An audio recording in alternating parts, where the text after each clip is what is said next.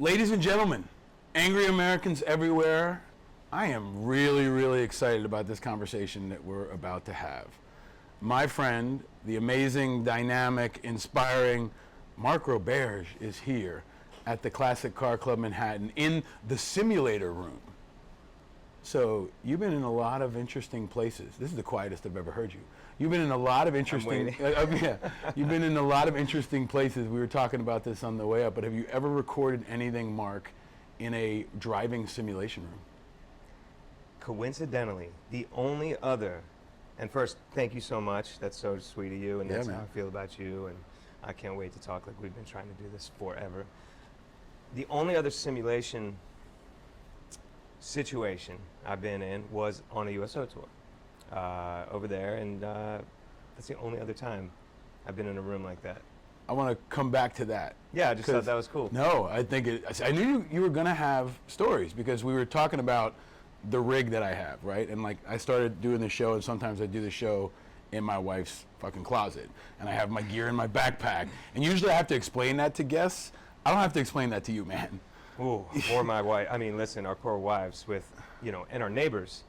Listen, in my building, I'm assuming they don't really know what I do most of the time.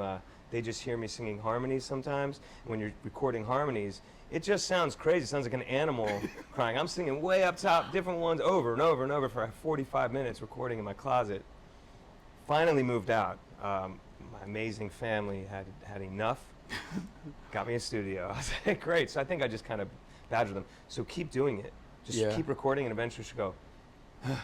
My building condo board actually tried to pass an ordinance to prohibit piano playing after 9 o'clock because there's somebody in my building who is playing the piano, and there are some people in my building who hate joy, I guess, and hate music. So my wife asked me, we're signing on to this. I said, hell fucking no, we're not signing on to this. No. If somebody in our building, no matter how bad it is, wants to play piano in late night, I'm okay with that. Absolutely. I want more of that in my building. I feel that, yes, right? exactly. Yeah. Well, and also, I'm so excited to have you here. We've been trying to do this for a while. You and I was reading up in advance. We've known each other, dude, like almost a decade now? Over a decade, maybe? Over a decade. Right? But before we get into that, you're part of the reason why I moved to Lower Manhattan. You may not know this. Did I sell you on but it? But you did, man. Yeah. Because when I was thinking about it, 9/11 was a couple weeks ago. We've covered that on this show. We've had Rob Serra out of the First Responders. I was kind of conflicted about moving my family to Lower Manhattan, a couple of blocks away from Ground Zero. Yeah. And the neighborhood was just starting to develop. There wasn't a lot of infrastructure, and I didn't know many people, and without identifying where exactly we live. But you live in that area, and I remember you said to me, it's good living. It's great living. Yeah. I feel like I'm part of something. You feel like you're, in general, in the city of New York, right? You feel like you're a part of something, and that comes and goes. It ebbs and flows. Sometimes you don't feel that way. But in these neighborhoods, you do. They've been through a lot, and the rebuild is personal. And you can feel it, man, and you feel like you're contributing. And I always tell folks, there's a lot going on north of 14th Street, but there's a whole lot going on south of it too. Yeah, and we're building and growing that community, starting families down there. And people don't know this side of New York. Like, there's actually green space. And we got the water, which is like, I think one of the most exciting stories about New York in the last decade or so is like New York City woke up and realized it was on the water. And all these shitty like garbage disposals and like parking lots are now getting turned into parks and playgrounds, and like the water is reborn again. You know what? They're really spending the time and the attention on it. I think that's because of the high activity of people running around. Like, they want to have that goal where you can run all the way around the island of Manhattan, right? Yeah. That'll be amazing. I don't know how long that's going to take, but they're close. You drive up the west side, you keep looking on the left, it's action all the way up. So I'm really excited about that. And I think, as a generation, it's very convincing when you have the younger generations giving a shit. It reminds the older generations to give a shit. Often we forget what we want our kids to grow up in. We think we all are always thinking about that when it comes to the environment, but again, you grow distant and you got to get reminded. These younger folks, I'm telling you, man, they know more. My son is hyper aware of water quality, air quality, where to be, when, what time of year, and he's 9, 10. Sorry, oh man, he's gonna kill me for that one. No, it's hard to keep track. But you know, it's exciting to see what's happening in New York. I'm happy to be here. That sense of community, though, is also built on the realization that we are in a place that is under threat, kind of constantly. Yeah. I remember when there was a terrorist attack in our neighborhood, and I think it was on Halloween. Yeah. The truck drove into the pedestrian area by Stuyvesant High School, which is in Lower Manhattan, a couple of blocks from Ground Zero, and you texted me. Yeah. And I texted you because our kids are in that area, our families are in that area. Like, this is not just some shit we watch on TV. This is people we know. And what people didn't realize is that truck stopped like a block from Stuyvesant High School, right? You know what stopped it? A school bus. So it came down the path, came under the bridge on Chambers and into the street, and a little half-size school bus that was backing up and ran right into it, and that's what stopped him. So yes, you know, you're reminded of these things in major ways. Yeah. Sometimes when you live in Maryland, where I'm from, or Ohio, where I lived, and you turn on the news, that's where I was on 9/11, Columbus, you're reminded. But when you hear it happen, you know, it's been multiple things in this city. You know, we had a friend at the bomb in Chelsea. Yeah. You know, that's the most scared I've ever been, and he was a block away. I mean, it's just but again, you know, when you do the review in your head of why am I living here? Well, you walk outside, you feel like you're in a movie all the time. Yeah. Drive down A Street, tell me you're not in a good mood. Yeah. Right? Yeah. So it's, in my opinion, it's not a risk. It's just part of living here. Yeah, and as an artist, it's full of inspiration. I mean, you're always creating and visioning and seeing, and one of the reasons I've been so inspired by your work is because you build on that sense of community. And I kind of knew your work before I met you, and then I don't know if you know the whole story, but like we met through Benj, Yeah. right? Yeah. Your bandmate, who's Yep. an incredible guy, but I met him through Bob Ferguson, who is a legendary kind of music guru at Oxfam. And Bob was this guy who's kind of the master of music and activism. He brings people together. He did it, I think, with you guys, with Coldplay, with other bands. And he said, you got to meet these guys because they just got back from a USO tour. I did know this, yes. And that was, I think, our first introduction. And I Yes. met Benj, we had a drink, and we clicked, and I think you guys had you had just come back from a USO tour. Yeah. But there was this sense of community, and I think that's what Bob saw, is that you guys, you know, from the very early days in Maryland or at Ohio State, and you go to a show, I've been to a number of your shows, which are awesome. Thanks, man. But it's a community, and it's an inspiring community, and this show is about building community and also recognizing that there's real shit happening in the world, but how you approach it and what you do with it can really make the difference. And that's what I feel like at every OAR show, at everything that you guys touch, there's a very, very unique and powerful sense of community. I was taught that early on by watching the way my dad was. So my dad would never say to you a laundry list of how to act, be this way. He'd just do it. He would never say, son, this is how you do something. You know, he'd just do it. He would say short little quips, you know, that's life in the city, life in the big city. He'd always say, whenever I'm complaining, hey, kid, it's life in the big city. You know, you want to live here, deal with it. Let's not hear the complaint. You grow up with that kind of attitude, you realize very quickly, and it was confirmed later by my father-in-law, you know, that we need each other to set examples for each other. We need to have positive role models in our world who don't point at us and preach to us and tell us what to do and act and feel like. This is why politics is such an interesting and hard to watch experience. You're being told all the time what to do. I just like to see you do it. I want my kid to see me do it. And that's how OAR formed. We are not going to sit here and tell you how to be, and we are not going to tell anyone in our audience that they're unwelcome, no matter who they are. And we're just going to be. And we're going to tour around the country. We're going to put on 2.5 hours a night. You'll feel better leaving than when you got there. That's the formula, and that's it. And we stuck with that. We just be. We try not to preach at all about it, because look, honestly, we don't know anything. It's like, I'm just experiencing my life. When I run into a problem, I write a song about it. Yeah. And then we just be, and we go out and perform, and people seem to relate to that because this is life. Yeah. Well, it's so authentic, and you guys in so many ways are kind of not just a great American music success story. You guys are a great American success story. You know, a diverse background. You guys worked your asses off. You know, you, I guess, really came together at Ohio State, right? The story began, sorry to cut you off, but the Ohio State part was such an important stage 2 of what we did. The stage 1 was the 8th grade talent show. We want to play. We love Pearl Jam. I love Ed Vedder. I see him on MTV Unplugged, standing on a chair writing on his arm. And I'm like, okay, I can get behind this guy, you know. I like what he's doing. I want to do that. So 8th grade, I stand on the stool in front of the class. Chris is on drums, Richard's on guitar, and we play.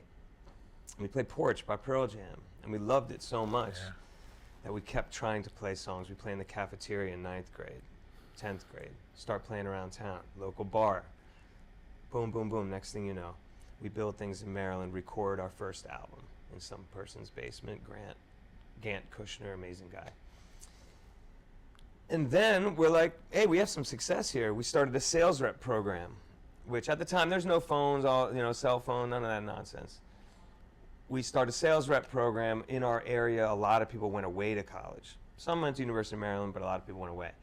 We said, shit, man, well, we give them each 25 CDs, sell them or give them away in your dorm, but give us the name and the number of the people that get them.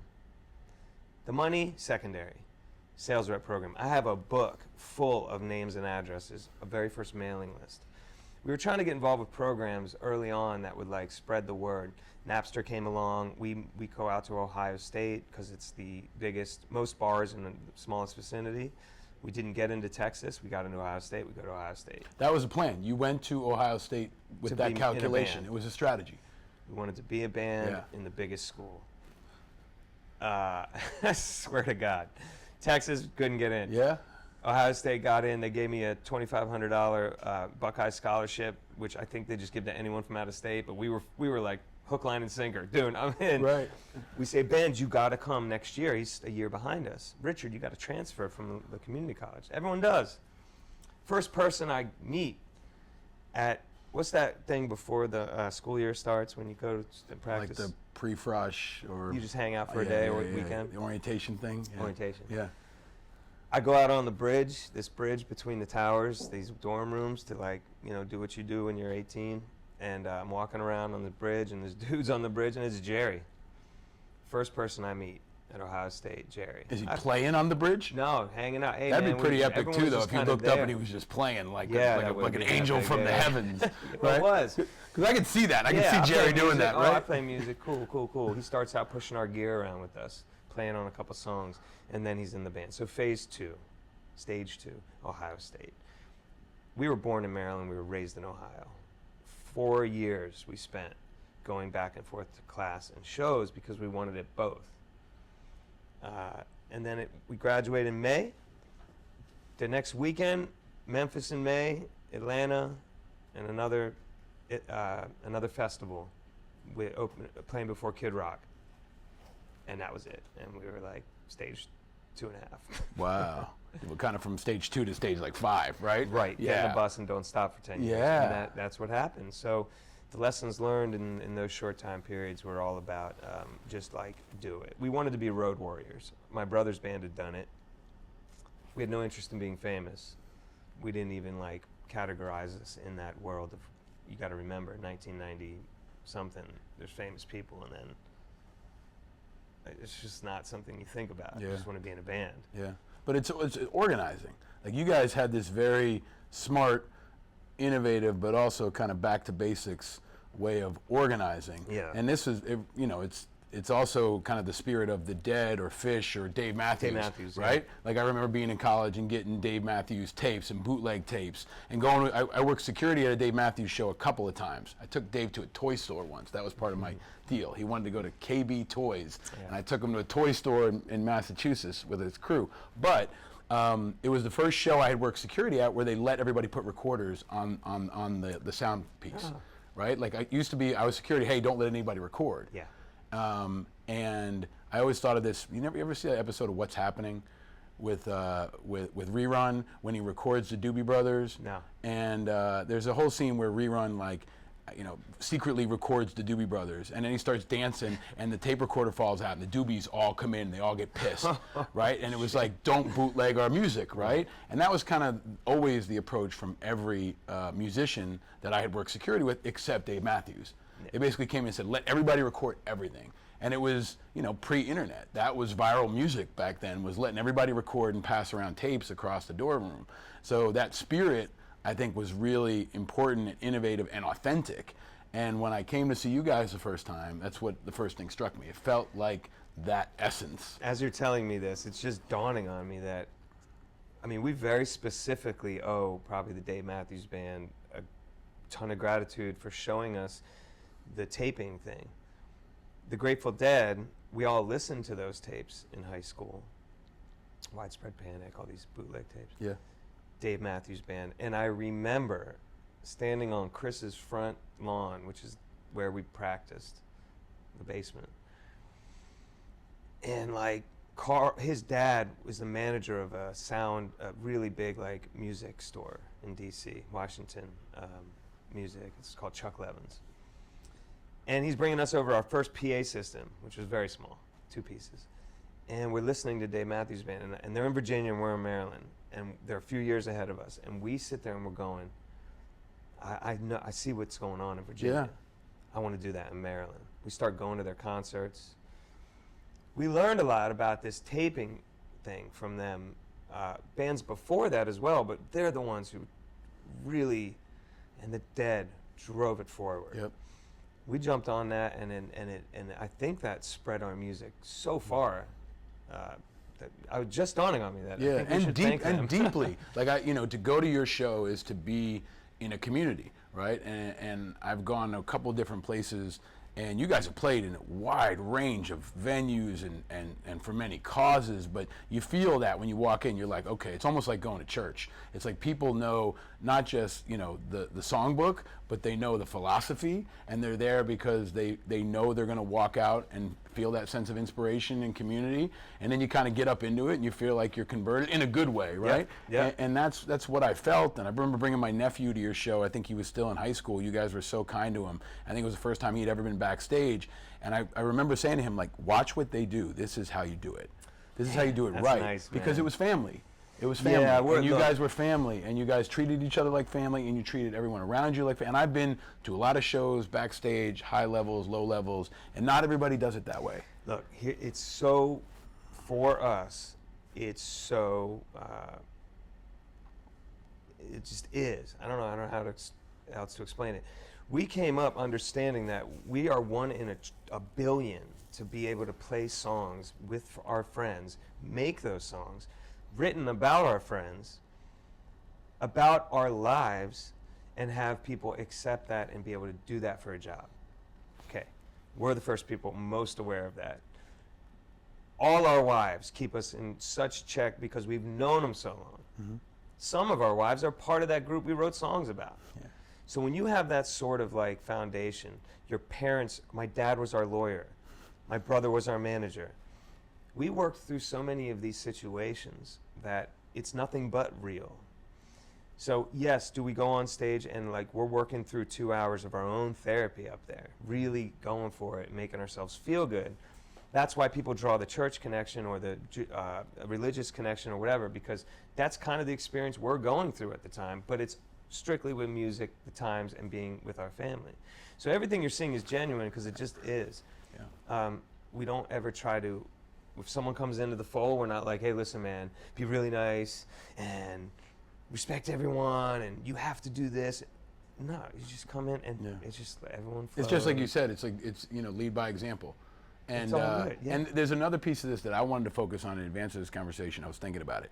You guys are not afraid to have fun, and you're not too cool for school. There are some people who, I'm a rock star, I can't have fun. Or there's this kind of like a fun meter that they don't want to go too fast on or too far on. But you guys, you don't give a shit about that, and it's real, right? If this is fun, you roll with it, and there's an authenticity to it and a vulnerability to it. You take chances, you dabble in many different genres, you play with different sounds, but there's a playfulness and a curiosity and an authenticity and a risk in it that I think is really unusual, and it's part of your realness as a band and as a community. Maybe we're stunted. Yeah. Maybe we were 18 and everything was cool, and we're in a bar and we're playing songs for our friends, and if my buddy wants to come up and play congas, he comes up. If my other buddy wants to rap, great. The harmonica player on our second album is my buddy's dad, who was like drove us in his minivan to the studio. He's like, I play, bros, and we're like, all right, what are I gonna do? Put him in. Yeah. So we're trying to have a really good time. So maybe we're stunted. Maybe we're stuck in that moment where we just literally are just happy to be there. I mean, do we go through trying times? Who doesn't? Who hasn't been in tough situations? But when we get through them, we're like, damn. That was close. Yeah. Let's have some fun. We're here now. I saw this amazing quote the other day, and I'm not one to do that, but it just popped into my head. It said, "Raise your words, not your voice." Mm-hmm. So it's like, I look at that not as don't yell at somebody. I just look at it as like, just do your thing. Yeah. Don't say, everybody look at how fun we are. Our drummer plays drums all day, every day, practicing. Not all day, but he regimented. He does not talk about that. He doesn't go around saying, look how much I practice, everybody. But if you hear it in the in any building, where's this? What is that? And it's him. It's him. Doesn't talk about it. And I always love that. I'm not like that. I blabbermouth sometimes, but I love it in other folks. So I surround myself with folks like Jerry, Benj, Chris, Richard. These are folks who just do. They live such respectable lives that it inspires me to enjoy the times that we're together. And you guys work your asses off. I've seen that, and it comes through in the music. But there's also, since I've known you, been so many times when I'm out and I hear that, or I hear an element of your music, and it just kind of, my ear goes like this, and I turn toward it, and then I know it's you guys. But it's just kind of a swell that comes over me, and I kind of look around. And I usually feel it before I hear it. I can kind of see it sweep around people, and I think a lot of people probably know your music and may not even know it's you. Definitely. But, right? If you've been in an elevator or a grocery store. Yeah.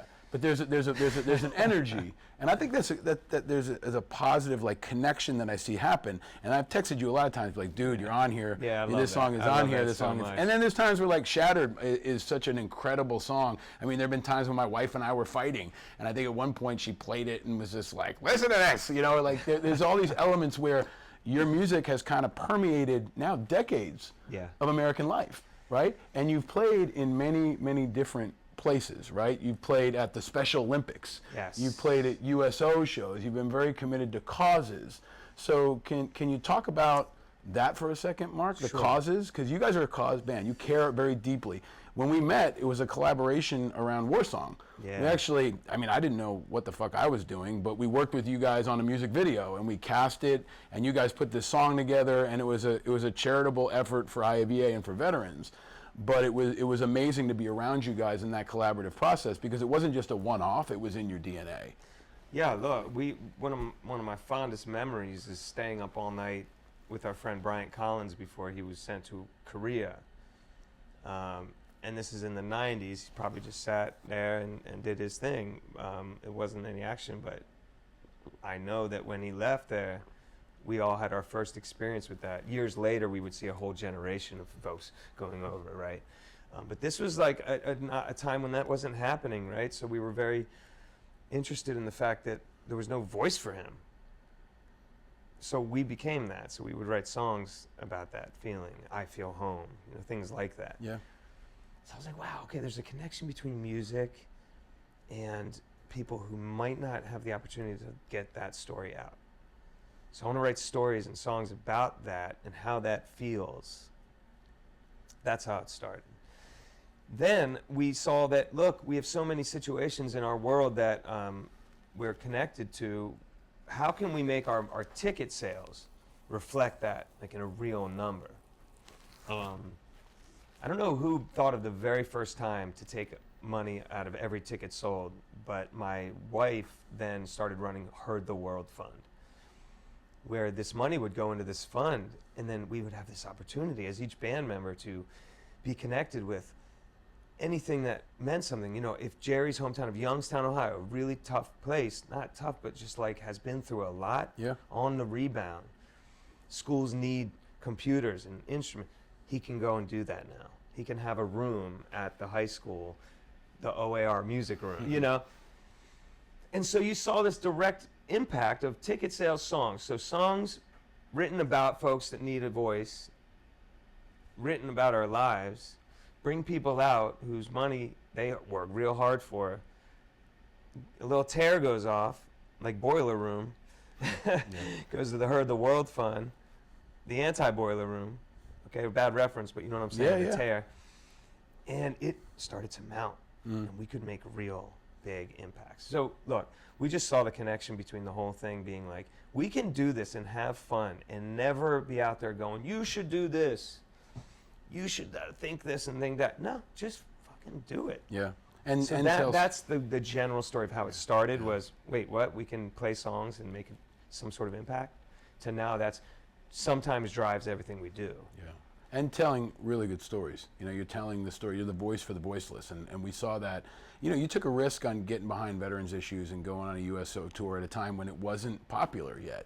And it was risky, right? And I don't think people recognize that it is, you know, risky to get involved with veterans causes or anything having to do remotely with politics or war, right? You know, you walk into a record label and say, hey, I want to do something for puppies. Everybody probably says, oh, great, you want to do vets. There's a lot of politics packed into that, you know, beyond the people. But you guys made it about the people, and you made it about the stories, and that was really authentic, and it really mattered.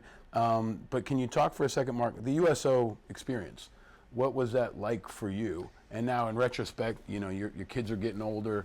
As you reflect on it, what did that mean for you guys and for your development as a band and as a person? The experience with the USO, there's only a few experiences in my life where I feel like there was life before and then life after. This was one of those experiences. We had seen Drowning Pool make a video of their time in Kuwait and Iraq. You know, we partnered with them before we partnered with you guys. No way, really? Yeah. So again, first press conference we ever, I got to interrupt, the first press conference we ever really did on the Hill was with Drowning Pool on the steps of the Rayburn building. First time I ever met Barack Obama. Get out. Senator Barack Obama was when we had Drowning Pool and we were going door to door talking about veteran suicide. And this was like, I don't even know when it was. We can look at it. It's like 07 maybe. Right? 06. Yeah, and there was a moment about Obama that forever shaped my understanding of him. We would come around the corner with Drowning Pool, okay, which looks like a heavy metal band from Texas, but they're all also kind of short. So and they're mean looking. And so you had Drowning Pool and a bunch of vets in wheelchairs with canes, like tattoos. We looked literally like the most menacing group of people possible in Washington, D.C.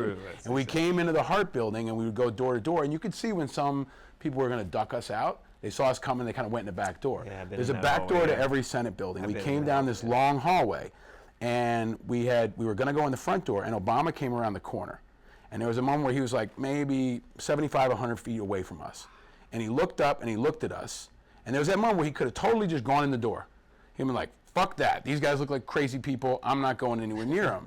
And he looked at us, and he paused, and he looked like deep into us, and then he strode toward us in that like way that he glides, right? And he came right over to us, and he's like, what's going on, man? What's going on, guys? What are you up to? And we told him, took a picture with him. So He's the first interaction we ever had with then Senator Obama, there's a photo of it. It's like Drowning Pool, Barack Obama, and then a bunch of vets in the back. But Drowning Pool, all that is to say, like Drowning Pool got after it, and like really good dudes, and they had also been shaped by that experience. And this is why we had intentions of, look, this is their insurgency, right? So that's at 07. Yeah, it's getting bad. We're like, USO wants to do something. Of course. Where do you want to go? California? Here, all these No. We want to go where it's folks who are not getting music right now. You know, some fobs out there in Iraq. Drowning Pool, wow, this is amazing what they're doing. Let's go there. this is what we wanted to make sure, that if we were going to go out there and publicly get behind our troops, which so many people say, and I know everyone means it, but there's a lot more to it. We had to go see what the hell we were talking about. You can't just go up there and talk all this shit. Yeah. So we said, we watched them, and they made a music video or some sort of video. Bernie, I think R.I.P. Bernie from USO showed us that. And we said, we got to go there. So that was then the goal. We gathered our crew. My wife came, her family's from Iran. This was the closest she was going to get to Iran, you know. This is not a place she goes to. And it's a beautiful country. She just wanted to be, let's go. She ran our whole thing. It was such a great vibe around that trip where we were all in on it. And we went there, and day one, we go to Kuwait, get into Iraq. Day one, mortars come in, and we start to feel and understand what's really going on. Because we saw the MPs get pulled in from the airstrip, everyone in the hospital is working, you know, who's got blood. You see this happen and you say, okay, now I can talk to folks and develop an actual opinion. Right? Yeah. So that's why we went there. We wanted to know what was going on before we went there and out there and talk shit about it. And what we found out was that these are people who are dedicated to their job. Hey, thank you so much for your thank you so much for, man, it's my job. Got that a lot. Yeah. Right? Yeah. And then, you know, a guy's blown up, sign him right back up. Yeah. Why? It's my job and I'm here. And, you know, this is a people business. So we came back and said, okay, we're not going to write like 50 songs about how we feel about this and politics and blah, blah, blah, blah, blah, all this nonsense. People don't want to hear that. Maybe they do, but we don't want to put it out there. Let's write a song about the warrior, and that's who we're behind. So there's no politics in getting behind a warrior, you know? Yeah. So that's what shaped our goal. Life before was our thoughts on it. What do we think about it? And probably very fluffy clouds of like happiness. Yeah. Yeah. Yeah. And that's why I do get frustrated with politicians who go so far into La La Land that you are like, damn, I can't even get behind you. Yeah. Let's keep it real. Let's see what's going on. Yeah. But that spirit of the band and that community that we talked about, you guys came back, and War Song, I think, was written or in development, right? That was the song. And we worked together on the video. We cast a guy in it named Marco, who subsequently got redeployed, right? So the story keeps coming full circle. And we would do a lot of these projects where we would cast a veteran in something. And that was a little tricky because then they have to deploy and they're kind of like very visible, right? They're in a music video, or a guy named Todd Bowers we put in a public service announcement that was globally recognized. It was running the pregame in a Super Bowl, and then he redeploys to Afghanistan, right? And we literally, we literally had to say, like, what happens if he gets blown up? What happens if he gets killed? He pushed that conversation, like, let's make sure we have a plan. That's not something you normally think about when you're casting somebody in a music video, right? But you guys created the Open Up Your Arms effort. And that was what it was about. It was about opening up your arms to these people and not being judgmental and welcoming them into the community. And you were also, number one, you guys actually did the money piece. A lot of artists will not. They're like, oh yeah, I want to help. And what do we really need? We need money to pay for social workers, to keep the lights on. But a lot of bands won't go that far. And you guys actually took money out of your own pocket and put it in the cause. That mattered to us. And you also listened to us. Like I remember we launched a petition, and I think it was on 11/11, Veterans Day. We tried to get 11,101 signatures. And then we blew through that and kept that theme of the symbology, the symbolism of 11/11. And so it was really a collaboration where you respected us as advocates and as activists and listened to us and you say, hey, here's a song, run with it, right? It was really a conversation and a collaboration that I think now in my almost 20 years of doing this, working with a lot of artists of a lot of different backgrounds, you guys are the gold standard. You really are. And the way you do it and the way you listened and the way you collaborated, and I know that built a huge dedicated following to OAR in the military and beyond. Yes. But I always hold you up as an example. If you're an artist of any kind and you want to look at how to do it right and do it in a way that not just feels good but makes an impact, OAR is the standard for me. Yeah, don't be, and that's so nice of you to say, because we certainly don't set out to be that. We just have learned from our parents of like, do what you're going to do and do it. And be like, Yeah. I'm kind of like in support of these troops. Yeah. You know, even Yeah. saying troops, I don't Yeah. even know if that Yeah. covers the Yeah. bases. It's like, it doesn't. See, that's a level of awareness. You're recognizing that you don't know that. I don't even know, you know, but you've learned. And there's been so many times you said to me, hey man, we got some tickets, or like just always thinking of us in a way that's really, really And important. now IAVA is doing rucksack again. We're Yep. gonna try to get in there, and I Yep. know they're so great about that. My third time they've emailed me like, hey, just You gotta checking in. follow, man. Because you do, because yeah. of course I care, but I'm not Yeah.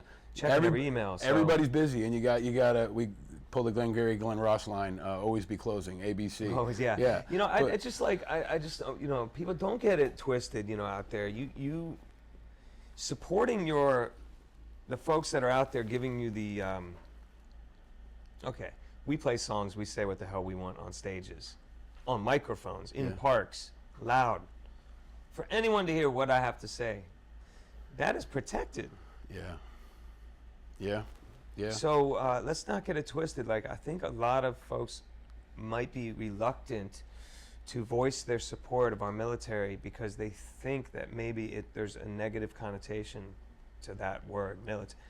It's, in my opinion, more about protecting than engaging, attacking, and these things, you know. Yeah. And that's why it's a people business to me, because it's not just like, it's people who are working, serving. God, I mean, you know, you serve the community. You don't have to be on the front line. You know, there's a lot of folks working hard all the way back. Yeah, that's the spirit that you guys have created, and it's become contagious. And later, you know, we worked with other artists, and we're able to point to you as a model. And hearing you talk about this cause, right, and how people are different from the policy, how, you know, the people in the wars are separate from the politicians who create them. A lot of your work inspired other artists, including Chester from Linkin Park. And Chester Bennington, we later partnered with him and Mike Shinoda and Linkin Park on a tour. And Chester would stop shows. He did it night after night after night. If you don't know, and if you're not a Linkin Park fan, if you don't know the history, just Google Chester Bennington and Veterans, or Chester Bennington and IAVA. And you will see, and Mike did it too, Mike Shinoda. They would stop shows, okay, for 5 minutes, and Chester would put on an IVA shirt. He would say, hey, everybody, listen up, let me tell you something. And he would say that his, you know, ability to do that was in part because of, you know, the folks who were on the front lines, and this respect and this reverence, but it was a very deep, deep connection. And it was so, you know, painful and ironic that we were doing a campaign with Linkin Park and with Chester to stop suicide. And it was in memory of Clay Hunt, our friend who was lost to suicide. Yes, dude, I And remember this entire campaign. every week. I mean, we did a show on 9/11 where every security guard wore an IVA shirt, and it was one of the most moving experiences of my life. And Chester stopped the whole audience and had thousands of people riveted. And then, you know, Chester himself, we lost to suicide years later. And so it's so immediate and so important. But I share that because, you know, Chester's message and our message is, if you are out there, you know, open up your arms and know there are people out there who do care about you. There is a community, whether it's connecting with IAVA or reaching out to, you know, to mental health support, or just going to an OAR show. Like, you're not alone. And if that, what I've seen and where I'm going on this too, Marc, is that song can be the hook. Like, people need connection or inspiration when they're at their darkest times. That's what I've found doing this kind of work. And those songs can be the thing that saves a life.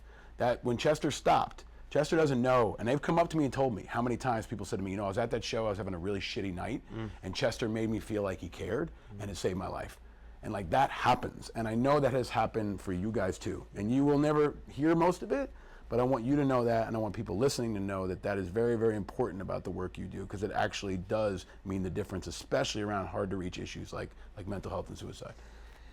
We've all seen the damage of what's left behind after someone takes their own life. Yeah. And it's all those questions about what I didn't see this, or maybe I did see something. And I think we're all learning how to kind of see signs. We're trying to learn, and that's what we got to continue to do. Yeah. There's no answers. Yeah. Everybody has moments, but some people have moments that will take them away from us, you know. Chester, he clearly had his mind on the heart, so much so that he couldn't even take that, you know. And I think opening up your arms to somebody when they need you is just being ready for that, when they need you. That's how I kind of look at things. It's always be ready. Be ready to go serve if you need to serve. We brought Days of Service on the tour because we needed to learn that, like, every day's not a party. Be ready. So someone in your world might need you, and maybe you're not ready. Just be ready. Learn, think, prepare, get there. But there's no quick answers. We know that. Yeah. But that story, oh my goodness, man. I remember that entire campaign, and we were always looking at him and Lincoln Park, like, with reverence. It's almost like it's not what you say. It's if you're saying something from the heart. Yeah. I don't even have to agree with what it is. Yeah, and that was Chester, I respect it. He was that way in person too. When you met him, he was that open with his heart, and he was that warm and that sincere, and it came through in his music, and it came through in his work, and I think now it comes through in his legacy. You know, his wife and the band. When Mike Shinoda did, you know, the album afterward. Yeah.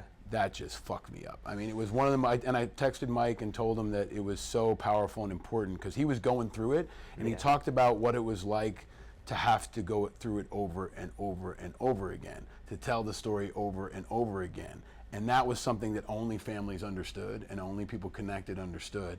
And, you know, all that is to say the legacy of Chester really lives on in powerful and important ways. And I think all you guys have made so much of a profound impact at a very, very important time. At a time when not many artists are afraid to do it, Marc. And that's one of the reasons I was so excited to talk to you, because you have been a leader. And everybody knows about the music. They don't know how often. I mean, we're going to end this conversation because you need to talk to a kid who's struggling with cancer. And you do that stuff all the time. You do it all the time, and you guys all in the band do it all the time, and I want people to know, not to give you a pat on the back really, but to encourage other people. If you're listening and you're starting a band in your hometown, or you're starting a business in your hometown, remember to be like these guys because they're doing it the right way.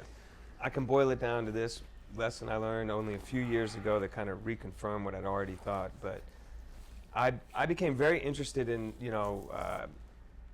space, aerospace. You know, I'm just interested in this, and I would talk to my father-in-law about different things, you know, the moon, anything, the moon, the Mars, you know, different anything, constellations. We would talk about everything in there. And he said, listen, when I look out and I realize how small, I realize for sure, we opened the interview with this, we need each other. This is not a one-man game. You would never make it on your own. Yeah. We need each other. And the way we do that is through taking the time we have here and making it count. That doesn't mean preaching. That doesn't mean pointing your finger and poking at people and da-da-da-da-da-da. Do you. Do it well. Set an example and make sure people see that. And I think then you'll have an opportunity to give a voice to the folks you're picking up.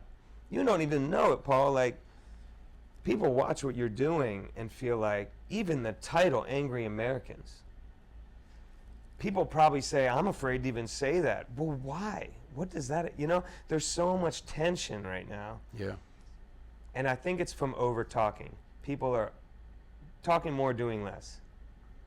Getting so offended and so opinionated on things, doing nothing about it.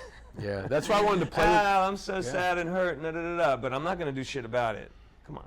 Yeah, that's why I wanted to play with the title, because I think there's a lot to be angry about, and rightfully angry, right? Like I was angry when a guy tried to plow a truck into a bunch of kids in my neighborhood, right? Now, what do I do with that anger, right? Do I channel it into something positive, or do I turn it into something negative? And I think one of my criticisms about this president is at times he's been manipulating it and turning it into something negative. So I wanted to take that back, right? And that's what this show has been about, and why I think so many people have responded to it, because anger is not something people are comfortable talking about any more than they're comfortable talking about like really deep pain or loss.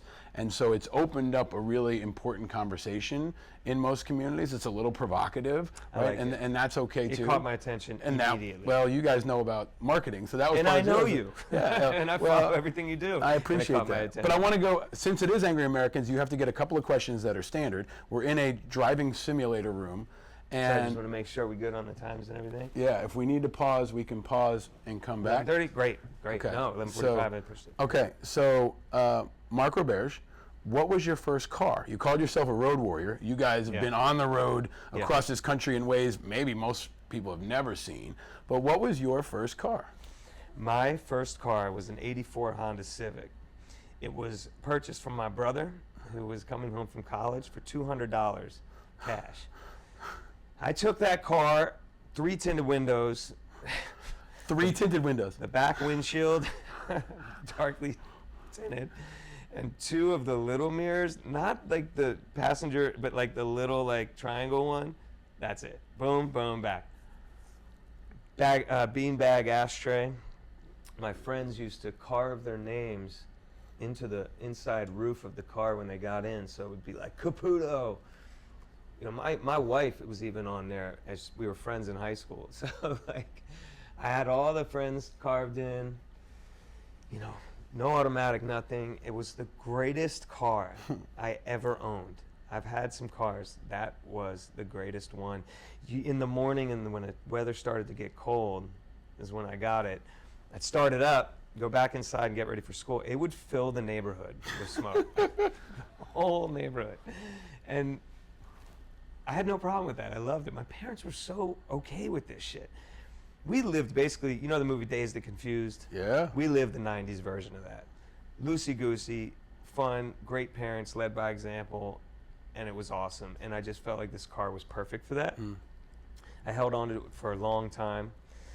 Then I bought my other brother's Jeep, and that lasted 2 seconds. I wasn't a Jeep person. And then I bought my friend Frank's Honda Accord, and that lasted me through college. And then I had a 4Runner, which was my favorite car, my favorite truck I ever had. And now I haven't had a car in 5 years. The first car, what was the color? Oh, shit brown. Light shit brown. I'm so glad I asked. Have you ever written a song about that car? No, but I've I referenced... think you basically just did. Like no. that was like a love song to This that car, messed me man. up. I did this event for the Recording Academy in DC. 25 people in a room, some students. I was to open up for Garth Brooks. He was to come into this room and play a song, and I get to sing a song with him. I'm talking shit, talking about this car, my three tinted windows, and fucking Garth Brooks comes in and goes, "Hey man, that's a really good song title." And I'm like, noted, and I still haven't written the damn song. That was like 15 years ago. Coming like, soon, man. Garth Brooks gives you advice. Damn, Paul, you're bringing back a lot of memories right now, things I haven't thought about in a long time, and that's why I love this format, the long interview. You can really dig in. Yeah, man.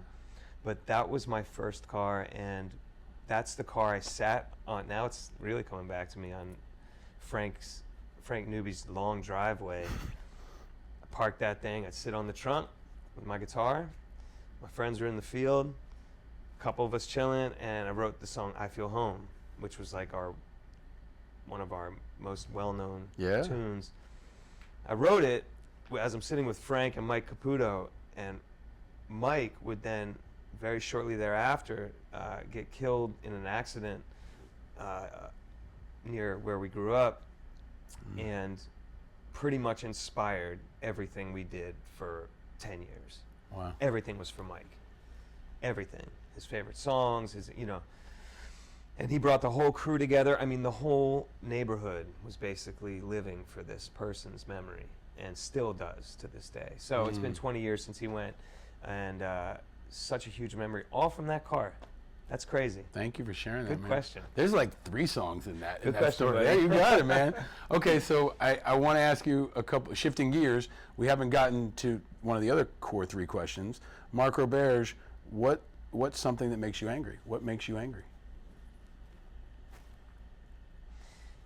You know, I gotta say, and this might sound like angry old man, get off my lawn type person, but when I go into an establishment, any establishment, mostly food, and people don't give a shit about their product or the way their store looks, or if their door's creaky, or if the door slams, or any of that, drives me crazy. Makes me angry. I'm like, damn. But on the other side of that coin, if I'm driving through a McDonald's, and the gentleman or lady working there is amazingly incredible at what they do, I might hire them. You know, it's like, I love when somebody can do their job proper and with joy. Nothing gives me more joy than watching somebody do their job and they love it, and they do it so well, no matter what that job may be.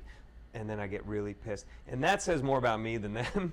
Obviously, I have an issue with establishments. I have the same issue. You do? No, absolutely. Drives No, me I nuts. see everything. I mean, that comes from my upbringing, but also from the military. Gotta And be attention to detail, man. Attention to detail.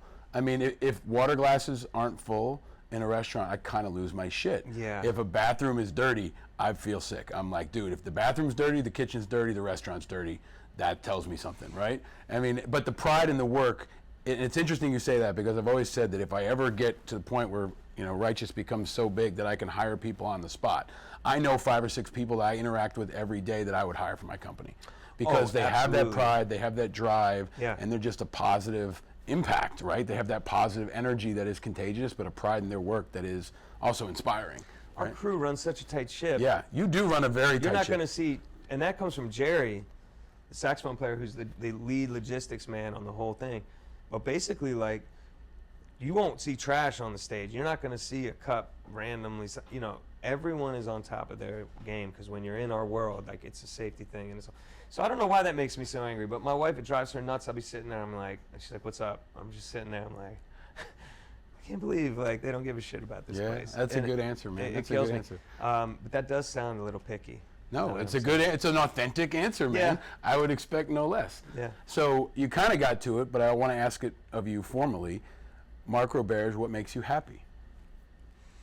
So, I mean, the same things have made me happy for a really long time. Like, if my wife, who was my girlfriend, who was my best friend, like, that's how we go back, is happy about something, nothing makes me happier. So if I see her laughing, goofing off, whatever, with her friends, or that's one thing.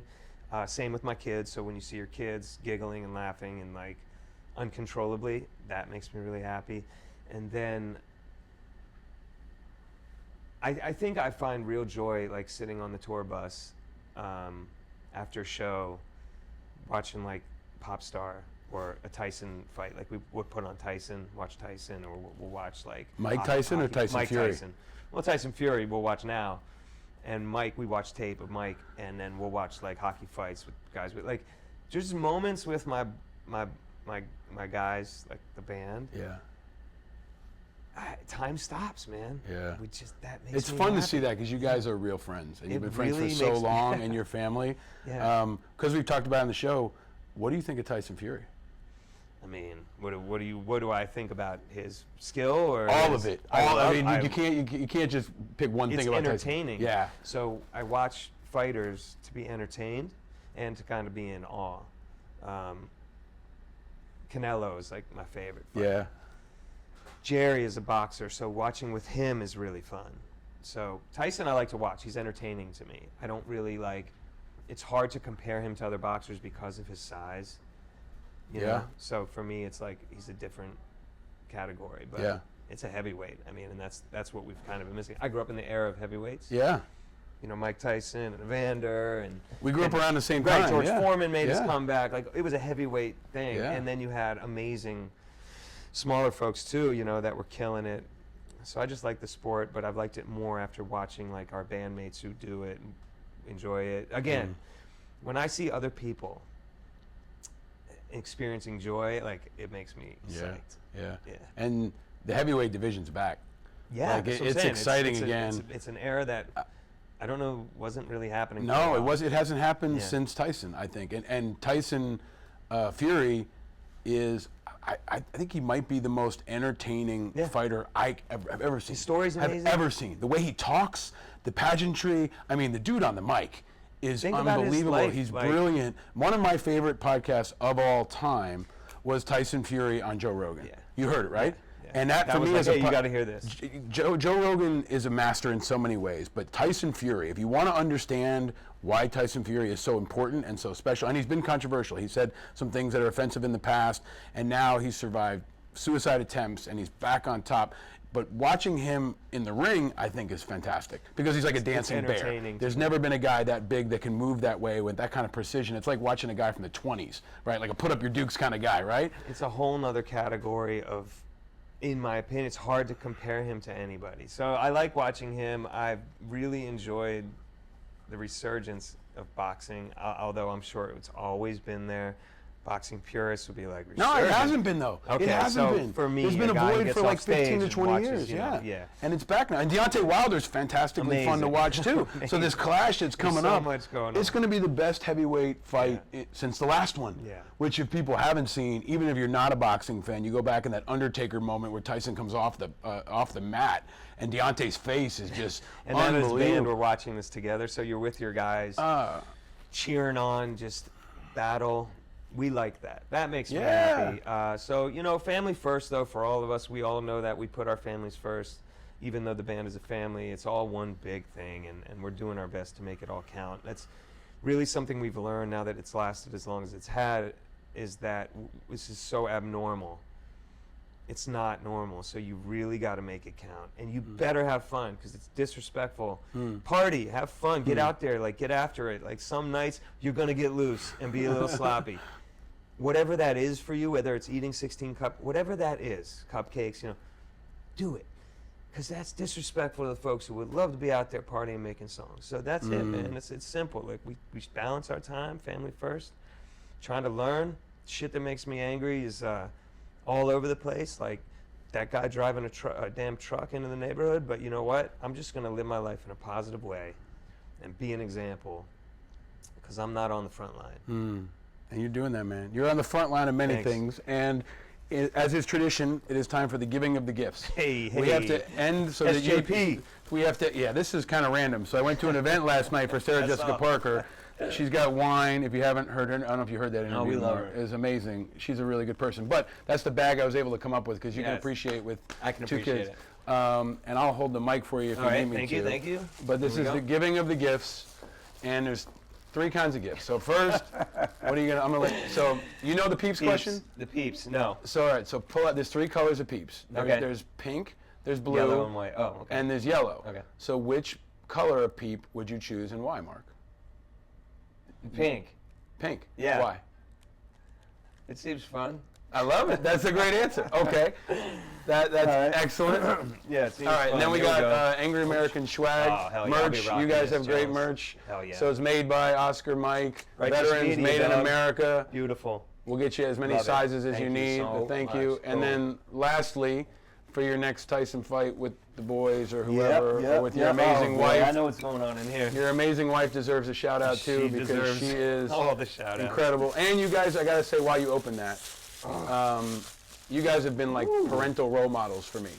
Really? You really have, man. I learn a lot from you by your example, not so much by your messages even, but by your example on how to be a good dad. And Have fun, man. yeah. And every once in a while you need a break. So if you need a break, This is what I'm talking about. look how hard Oh my it is. God, We're gonna it's work spilling. on making It's it open. easier to open. But it Is it smells- open? That's the first time that's happened. It pulled off, but I can't Okay, get it you out. hold this. You get it like, You hold he's like, I'm a real man. I'm like, Well, I'm gonna try this. I'm gonna try I you. can't open it. Here we go. Oh, I used- chose yellow, but I meant, yeah, here we go. I use my teeth to open this, but Oh, baby. it's 4 Roses, Oh, which is man. great. Always an American whiskey, because you know Thank you. it's a classic. You're a classic. And Rose is one of my kids' nicknames. Rose is one of my kids' nicknames, so this is good. I didn't think I was gonna have to tell you to put the mic next to your mouth because you're I such forgot. a I got professional. drunk off that. Little That's good. That means we're going to a good place. Yeah. But Marc Roberge, you are a Thank dear you. friend. You're an inspiration. You're an iconic, important, inspiring American, and what you do is so innovative and important in music, and it's so much bigger than music. And it's so your message of inspiration and positivity and community and family is always very important, but especially in times like this. And so I want to thank you for all that you do for everyone out there, and excited to keep watching you do your thing, man. Thank you so much. And now it's my turn. Yeah. Thank you. That's very nice. And I want you to know that you have been an example for so many people, but you know this, right? That's your job. Your job is to like be the example, right? Show that we can have voice and we can represent. You've written books. You're doing everything with it. All your outlets, all for positivity. Nothing is negative. Even the name Angry Americans is a misnomer. I mean, you're there for positive purposes, and we're following you. We got your back, which is the greatest tagline of all time, and we stole it. But Steal respect to you, you've influenced what we do. I mean, that's a lot. Says a lot, because we aren't easily influenced. So I appreciate much that, love. brother. I think Johnny Cash or Willie Nelson said once that we're going to write a song about stealing each other's songs. So just basically, if we've got your back works, man, take it, run with Yes, it. yes. And I think you're going to inspire a lot of songs from this conversation for others. And I'm just so grateful for you, man. Ladies and gentlemen, the great Marc Roberge. So much fun. And a testament to this guy, he is leaving this conversation, this is no shit, Yeah. to go connect with a sick kid. Yes. And to give him some inspiration and hope. That's And I right, think man. That's living it every day. So Right. I'm going to let you do that. See what happens. Ladies and gentlemen, this has been Angry Americans Live from the Classic Car Club in Manhattan. Thank you. All right. Awesome.